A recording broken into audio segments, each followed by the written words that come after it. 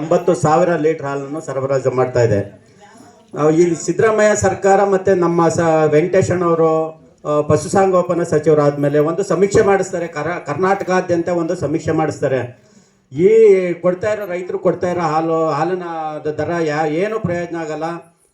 ಇದು ಭಾರಿ ಉತ್ಪಾದಕರಿಗೆ ಭಾರಿ ಲಾಸಲ್ಲಿ ಓಡ್ತಾ ಇದೆ. ಈ ಉದ್ಯಮ ತುಂಬ ಲಾಸ್ ಇರೋದೆ ಅಂತ ಮನಗಂಡು ಇದು ಮುಖ್ಯಮಂತ್ರಿ ಸಿದ್ದರಾಮಯ್ಯನ ಜೊತೆ ಮಾತಾಡಿ 2.5 ವರ್ಷದಲ್ಲಿ 2 ಬಾರಿ ರೈಟನ್ನು ನೇರವಾಗಿ ರೈತರ ಅಕೌಂಟ್ಗೆ ಜಮಾ ಮಾಡಬೇಕು ಅಂತ ಅಂದ್ಬಿಟ್ಟು ಒಂದ್ಸರಿ 5 ರೂಪಾಯಿ ರೈಸ್ ಮಾಡ್ತಾರೆ, ಇನ್ನೊಂದ್ಸರಿ ಈಗ 1-3 ತಿಂಗಳಲ್ಲಿ 4 ರೂಪಾಯಿ ರೈಸ್ ಮಾಡ್ತಾರೆ.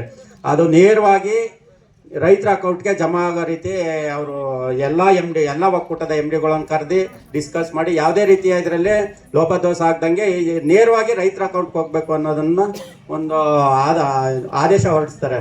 ಈಗ ಅದೇ ರೀತಿ 2.5 ವರ್ಷದಲ್ಲಿ ನಿಮ್ಮ ಅಕೌಂಟ್ಗೆ 9 ರೂಪಾಯಿ ಜಾಸ್ತಿ ಆಗಿದೆ. ಇನ್ನು ಮುಂದಿನ ದಿವಸದಲ್ಲಿ ಮೊನ್ನೆ GBM ನಡೀತು, ನಮ್ಮಲ್ಲಿ ಒಕ್ಕೂಟ GBM. ಅದರಲ್ಲಿ ನಾವು ಏನೊಂದು ನಿರ್ಧಾರ ಮಾಡಿದ್ದೀವಿ ಅಂತ ಅಂದರೆ 40 ಈಗ 9 ರೂಪಾಯಿ ಸಾಲದಿಲ್ಲ, ಈಗ 40 ಚಿಲ್ಲರೆ ಬರ್ತಾ ಇದೆ. ಏನು 37 ರೂಪಾಯಿ ಪ್ಲಸ್ ಒಂದು 5 ರೂಪಾಯಿ ಏನು ಇದು ಬರ್ತಾ ಇದೆ, ಅದು ಸೇರಿ 40 ರೂಪಾಯಿ ಬರ್ತಾ ಇದೆ. ಮುಂದಿನ ದಿನಗಳಲ್ಲಿ ಇದನ್ನು ಹೆಚ್ಚಿಗೆ 50 ರೂಪಾಯಿಗೆ ತರಬೇಕು ಅಂದ್ಬಿಟ್ಟು ಒಂದು ನಮ್ಮಲ್ಲಿ ತೀರ್ಮಾನ ತಗೊಂಡು ಸರ್ಕಾರದ ಗಮನಕ್ಕೆ ತರಕ್ಕೆ ಅಂದ್ಬಿಟ್ಟು ನಾವು ಕಾರ್ಯಕಾರಿ ಮಂಡಳಿ ಚರ್ಚಿಸಿ ಮುಂದಿನ 50 ರೂಪಾಯಿ ಕೊಡೋಕ್ಕೆ ವ್ಯವಸ್ಥೆ ಮಾಡ್ತೀವಿ.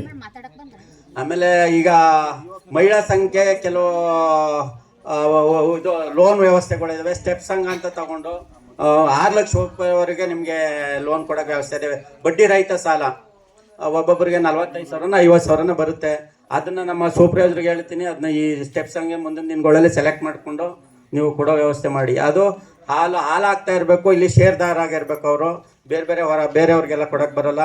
ಈಗ ನಮಗೆ ಊರಿನ ಯಜಮಾನರು ಸರಿ ಬಂದಾಗ ನಮಗೆ ಒಂದು ಬಿಲ್ಡಿಂಗ್ ಇಲ್ಲ ಅಂತ ಕೇಳಿದ್ರು. ಬಿಲ್ಡಿಂಗು ಆಗ ಜಾಗ ಇರಲಿಲ್ಲ ನಿಮಗೆ. ನಾನು ಬಂದಿದ್ದೆ ಮೊನ್ನೆ ಬಂದಾಗ, ಇಲ್ಲಿ ಸೊಸೈಟಿ ಇದಕ್ಕೆ ಬಂದಿದ್ದೆ.